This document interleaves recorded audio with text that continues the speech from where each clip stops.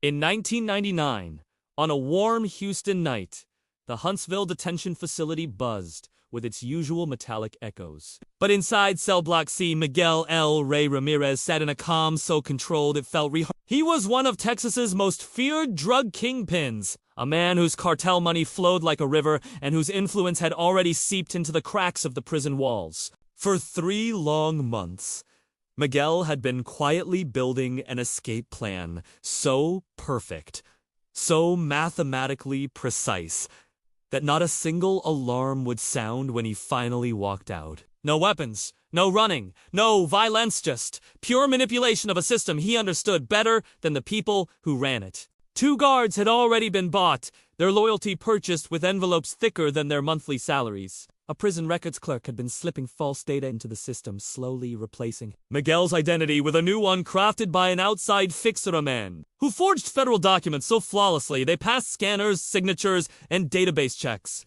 Tonight! Miguel would stop existing as an inmate and start existing as a man named Luis Alvarez, a fictional prisoner scheduled for a routine inter-facility transfer. At exactly 7:42 p.m., during the evening shift change when guards were at their most distracted, 2 officers walked up to Miguel's cell. They did not look at him as a criminal. Their eyes carried the silent understanding of men who had already been paid. One of them unlocked the door and said quietly, "Your transfer's been approved, Mr. Alvarez."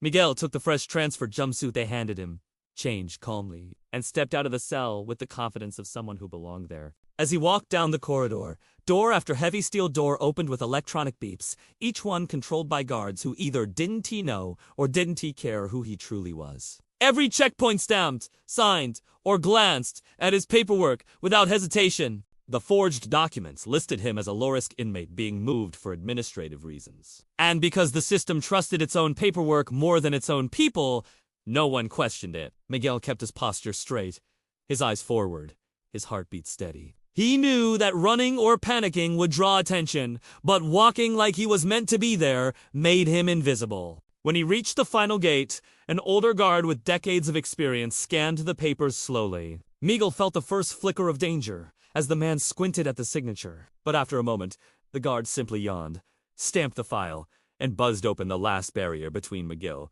and freedom. The night air hit him like a blessing. A government transport then waited outside also, arranged by the fixer-its engine, quietly rumbling. Miguel climbed inside without looking back, and the van pulled away from the prison as casually as any official transport would. 10 minutes later, the driver handed him a backpack containing clothes, cash, and a new set of identity papers. They stopped under a freeway bridge where a black SUV waited, engine purring. Miguel stepped out, shifted into the SUV, and in that moment, it felt as if the entire state of Texas remained asleep, unaware that one of its most dangerous criminals had just slipped through its fingers without a sound. As the SUV sped toward the dark rural roads outside Houston, Miguel leaned back, watching the prison fade from sight. "No walls can hold a man who owns the people guarding them," he whispered to himself. And with that, he disappeared into the night, leaving behind one of the cleanest, quiet, and most unbelievable prison escapes American history had ever seen.